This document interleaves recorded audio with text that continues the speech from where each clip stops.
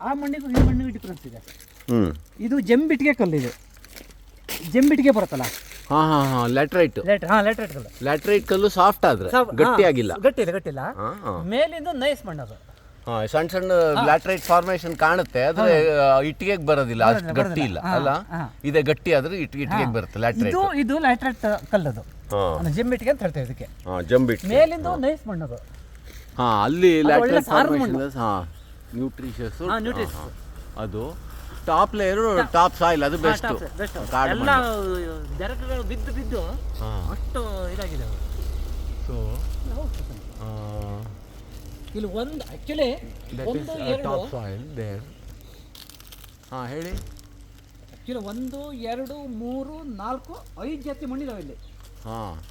ಮೇಲ್ಗಡೆ top soil ಐತೆ, ಕಾಡು ಮಣ್ಣು. ಅದ್ರ ಕೆಳಗಡೆ ಬರೋದು ಅದು ಕಾಡು ಮಣ್ಣೆ. ಅದು ಅಲ್ಲ, ಅದ್ರ ಬಣ್ಣ ಚೇಂಜ್ ಆಯ್ತಲ್ಲ. ನೈಸ್ ಮಣ್ಣು. ಕಾರ್ಬನ್ ಕಂಟೆಂಟ್ ಇರಲ್ಲ ಕೆಳಗಡೆ, ಎರಡನೇ ಲೇಯರ್ ಅಲ್ಲಿ. ಇದು ಲ್ಯಾಟ್ರೈಟ್. ಆಮೇಲೆ ಕೆಳಗಡೆ ಬಂದಂಗೆ ಲ್ಯಾಟ್ರೈಟ್ ಶುರು ಆಗುತ್ತೆ. ಇನ್ನು ಕೆಳಗೆ ಬಂದಂಗೆ ಲ್ಯಾಟ್ರೈಟ್ ಸ್ವಲ್ಪ ಸ್ಟ್ರಾಂಗ್ ಆಗಿ ಬರುತ್ತೆ. ಆದ್ರೆ ಇಟ್ಟಿಗೆಗೆ ಬರೋ ಗ್ರೇಡ್ ಇಲ್ಲ.